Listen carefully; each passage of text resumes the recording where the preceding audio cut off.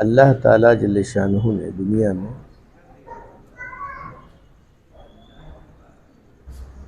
بہت ساری چیزیں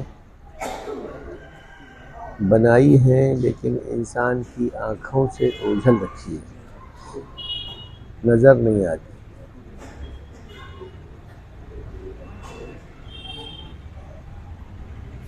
اور انسان جس چیز کو دیکھتا ہے اس کے علاوہ بھی بہت ساری چیزیں ایسی ہیں جو انسان کے نقصان اور نفع کی ذات پر چل رہی ہیں،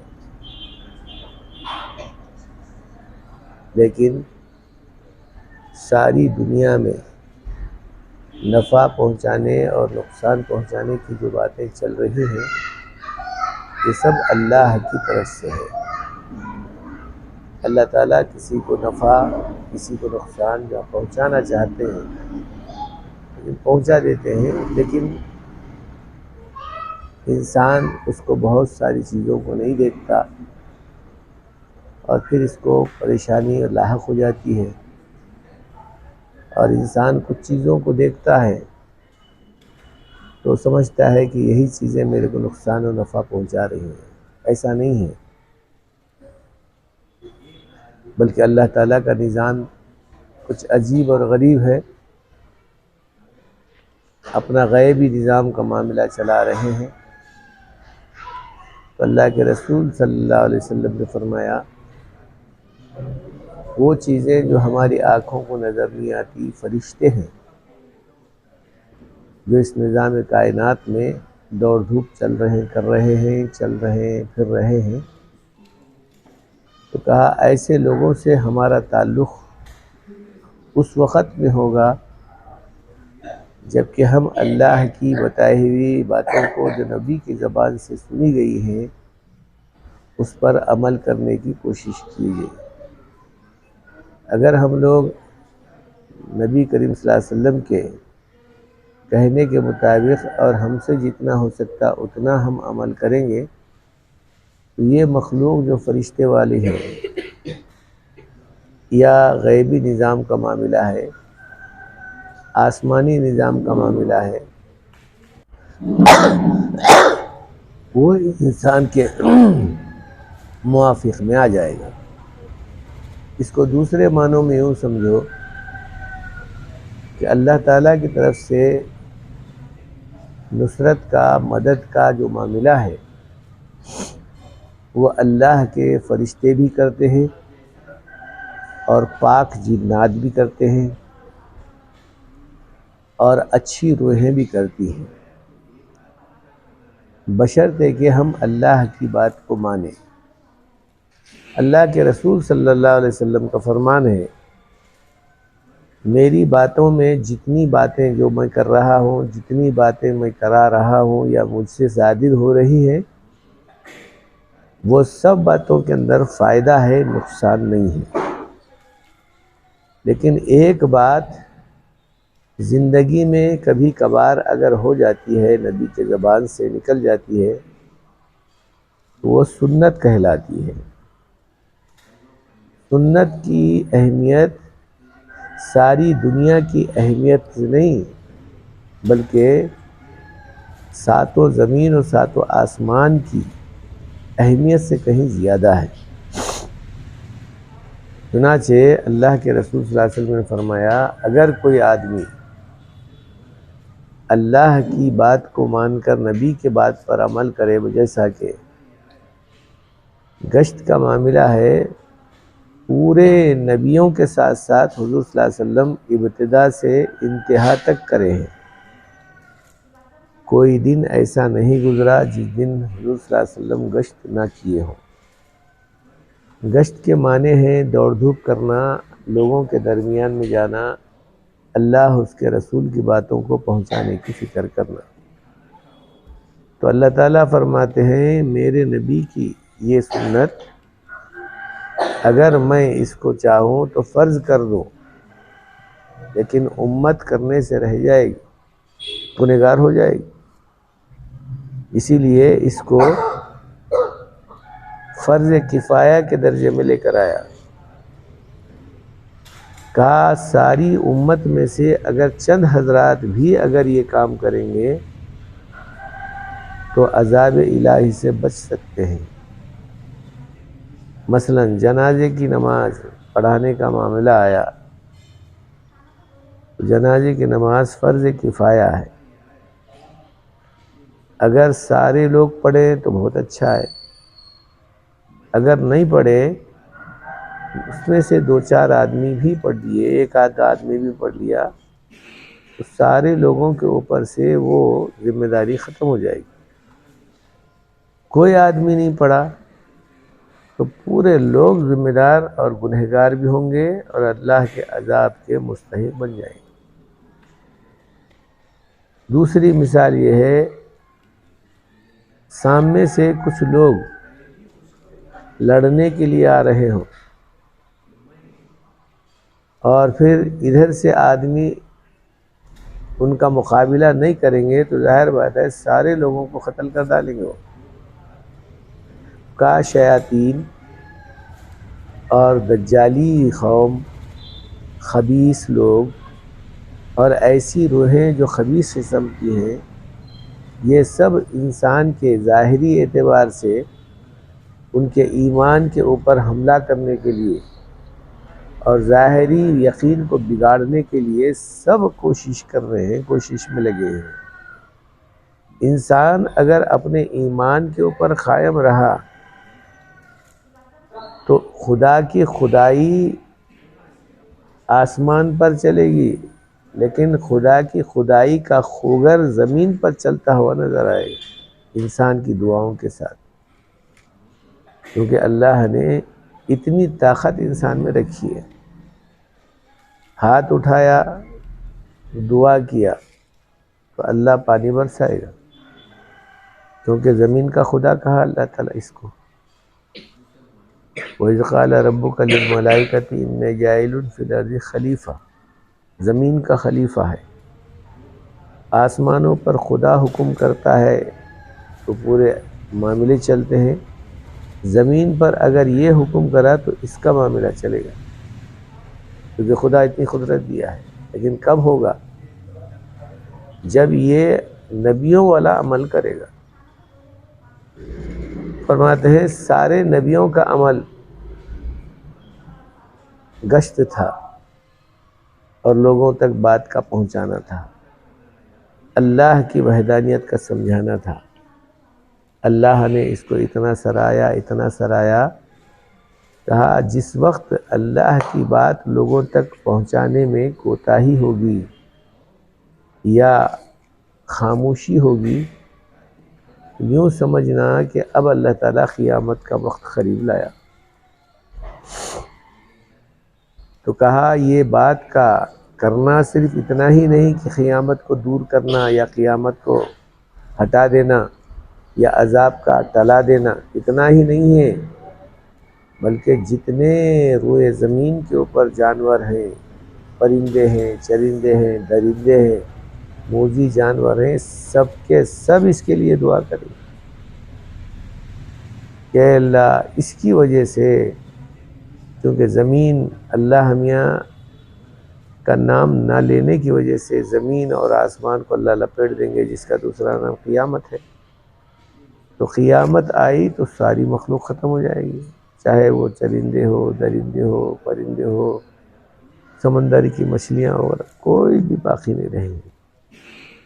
اور یہ جو ہے انسان اگر اللہ کا نام لیا تو پھر اللہ تعالیٰ اس زمین کو باقی رکھے گی۔ اس حدیث میں فرمایا گیا لا تقوم الساعة حتى يقال في الارض اللہ اللہ، اللہ ایک بھی بولنے والا دنیا میں باقی رہے گا، اللہ کا نام لوگوں تک پہنچانے کی فکر کرنے والا ایک بھی باقی رہے گا، اللہ اس سارے نظام کائنات کو باقی رکھے گا۔ تو معلوم یہ ہوا کہ اللہ کی طرف سے ساری دنیا کا سارا نظام جو چل رہا ہے وہ اللہ کے نام کو دوسروں تک پہنچانے کی برکت سے چل رہا ہے۔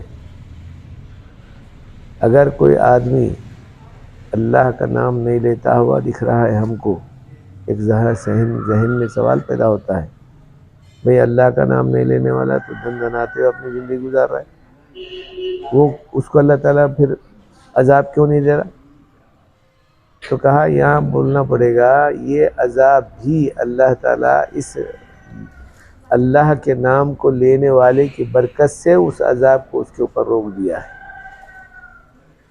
بلکہ یوں کہا جائے تو صحیح ہے، اس اللہ اللہ بولنے والے کی وجہ سے ہی اللہ اس کو روزی بھی دے رہا ہے، اللہ اس کی حفاظت بھی کر رہا ہے، اس کے جان کی، اس کے مال کی۔ اب جو اس کے اوپر مصیبت آئے گی وہ تو اپنی جگہ پر آئے گی، لیکن حفاظت کا معاملہ، اللہ کی طرف سے کچھ برکتوں کا، رحمتوں کا معاملہ تو خیر وہ رہ جائے گا، لیکن اس کی روزی اس کو پہنچا دی جائے گی، اس کو اس کی وجہ سے امن دیا جائے گا۔ چونکہ حدیث میں ایک واقعہ لکھا ہے، رسول کریم صلی اللہ علیہ وسلم کے امت سے پہلے بعضوں نے لکھا ہے آپ صلی اللہ علیہ وسلم کی امت کا واقعہ ہے۔ ایک فقیر، اس زمانے میں کوئی فقیر جو نکلتا تھا تو دین کی باتوں کو کرنے کے لیے، آج کے فقیراں منگے کھانے کے لیے نکلتے ہیں، اس زمانے کے جو فقراء کہلاتے تھے وہ دین کی بات لوگوں تک پہنچانے کے لیے نکلتے تھے۔ چنانچہ یہ نکلا تو اس زمانے میں ہندو فقیر بھی ہوا کرتے تھے، وہ فقیر بھی ساتھ ہو گیا کہ بھئی میں بھی تمہارے ساتھ چلوں، چلو۔ سفر کا ساتھی، اسی لیے کہا سفر میں جب بھی جا رہے ہوں رفیق سفر کو لے لینا چاہیے تاکہ ایک دوسرے کے کام آئے۔ چنانچہ جب چلتے رہے تو ایک نہیں دو نہیں 7 دن تک مسلسل چلتے رہے۔ کھانا پانی کا معاملہ تو بالکل توکل پر تھا، کیونکہ عموماً اللہ والوں کا معمول یہ ہوتا تھا کہ کھانا پانی تو اللہ میاں جو قسمت میں وہ دے کر رہے گا۔ اب بھروسہ بھی تو ایک چیز ہے، ہمارے جیسے لوگ توشہ بند لے کر چلتے ہیں، لیکن اللہ والے لوگ بھروسہ کر کے نکلتے ہیں تو اللہ ان کو پہنچا دیتے ہیں۔ چنانچہ وہ فقیر جو چل رہا تھا وہ دل کے اندر یہ فکر لے کر چل رہا تھا کہ اللہ کی بات لوگوں تک پہنچائے، وحدانیت کی بات کو لوگوں تک پہنچائے۔ چونکہ ہندو تھا یہ ساتھ میں رہنے والا، تو دل میں یہ بات تھی کہ اس کو کس طرح سے پہنچانا۔ حکمت گشت کی یہی ہے کہ کون سے آدمی کے سامنے کیسی بات کی جائے تاکہ وہ اللہ کی بات کو قبول کرے، اللہ کے گھر کو آباد کرے۔ یہ حکمت ہونا چاہیے۔ اگر یہ حکمت کے بغیر کرے گا تو نقصان اٹھانے والا بھی بن سکتا ہے۔ چنانچہ یہ فقیر 7 دن ہو گئے تو کہنے لگا کہ بھئی ارے بھائی 7 دن ہو گئے، کیا کیا جائے، بھوک تو بہت لگ رہی ہے۔ تو اسے وہ بھی ہندو بھی بولنے لگا کہ بھئی بھوک تو بہت لگ رہی ہے۔ تو یہ مسلمان کو کہنے لگا، ہندو کہنے لگا حضرت آپ تمہارے دعا سے، خدا سے دعا تو کرو، کچھ کھانا ہم پر آ جائے، کسی کے ذریعے سے مل جائے، یا خدا خود بھیج دے۔ اب انہوں نے بولے کہ بھئی ٹھیک ہے۔ اب یہ دعا کرے تو کھانا آیا آسمان سے، ایک آدمی کا کھانا جو آدمی پیٹ بھر کھا سکتا ہے آ گیا۔ وہ اب دونوں مل کر کھانا کھا لیے۔ جب کھانا کھا لیے تو پھر چلنے لگے، تو 7 دن پھر گزر گئے۔ اب یہ مسلمان کے دل میں بات آئی کہ بھئی اس کو اب بولنے کا وقت آ گیا ہے اور اس کو دین کی دعوت دینے کا وقت آیا ہے۔ تو دل میں سوچے کہ اگر میں اس کو کہوں کہ بھئی تو کھانا منگا، انہیں تو نہیں منگائے گا، تو پھر میں اس کو بولوں گا کہ تو مسلمان بن جا۔ اس لیے کہ جب مسلمان بنے گا اللہ اس کو چاہے گا، اللہ پھر آسمان سے کھانا دے گا۔ چنانچہ جیسا ہی 7 دن گزرے تو پھر یہ مسلمان صاحب کہنے لگے ارے بھائی گزشتہ ہفتے تو میں منگایا تھا، یہ ہفتے تو منگا، تیرے خدا سے منگا۔ تو نے بولا کہ اچھا ٹھیک ہے۔ جو اپنی پنچھی باندھا تھا وہ گوشی سے نکال دیا، سیدھا کر لیا اور مغرب کی طرف منہ کیا، ایک پیر اٹھا دیا، دونوں ہاتھ اوپر اٹھا دیے، کچھ دیر تک اب اللہ سے نہیں معلوم کیا بولتا رہا، تو کھانا آسمان سے آیا۔ تو پہلے گزشتہ ہفتے جتنا کھانا آیا تھا اس سے ڈبل آیا۔ اب جیسا ہی کھانا یہ آیا تو یہ مسلمان فقیر پریشان ہوا، وہی یہ کیا بات ہے، میں منگایا تو ایک آدمی کا کھانا آیا، انہیں منگایا تو ڈبل کھانا آیا۔ چنانچہ اب پریشان ہوئے مگر کھانا نہیں کھائے، تو وہ ہندو فقیر کہنے لگا ارے بھائی کھاؤ، کیوں نہیں کھاتے؟ تو خاموش ہو گئے۔ کہا تم کھانا کھاؤ، میں تم کو 2 خوشخبریاں سناتا ہوں۔ بولا 2 خوشخبریاں کیا ہے؟ پہلی خوشخبری یہ ہے کہ میں مسلمان بن گیا، کلمہ پڑھ لیا، لا الہ الا اللہ محمد، کیونکہ ان کے دل میں وہی بات تھی، مسلمان کے دل میں یہی بات تھی کہ یہ آدمی کو دین کی بات کس طرح سے بتائیں، ایک خدا کی بات کیسے بتائیں، یہ بات تھی۔ اللہ وہ قبول کر لیا۔ ایک پہلی خوشخبری یہ ہے کہ میں مسلمان بن گیا، اور دوسری خوشخبری یہ ہے میں یہ کھانا تمہارے ہی واسطے سے منگایا، اور یوں کہا اللہ سے کہ اے اللہ اس مسلمان فقیر کی تیرے نزدیک کوئی اہمیت ہے تو ان کے ذریعے سے مجھے کھانا دے۔ تو اللہ یہ جو کھانا لایا ہے یہ تمہارے ہی برکت کا معاملہ ہے، تمہارے ہی ایمان کی وجہ سے آیا ہے، تمہارے ہی بزرگی کی وجہ سے آیا ہے، ورنہ میرے اندر کوئی طاقت نہیں ہے۔ تو لکھا ہے یہاں پر اگر کوئی دنیا کے انسانوں کو کھانا پانی چیزیں روزی مل رہی ہے تو مسلمانوں کی وجہ سے مل رہی ہے، ایمان والوں کی وجہ سے مل رہی ہے، اور پھر جو اللہ والے ہیں ان لوگوں کی وجہ سے مل رہی ہے۔ پہلے تو دنیا قائم ہے ان کی وجہ سے اور مل رہا ہے ان کی وجہ سے۔ تو کہا جب مسلمان دنیا سے نکل جائے گا پھر تو دنیا کو اللہ تعالیٰ ختم کر کے رکھ دے گا۔ چنانچہ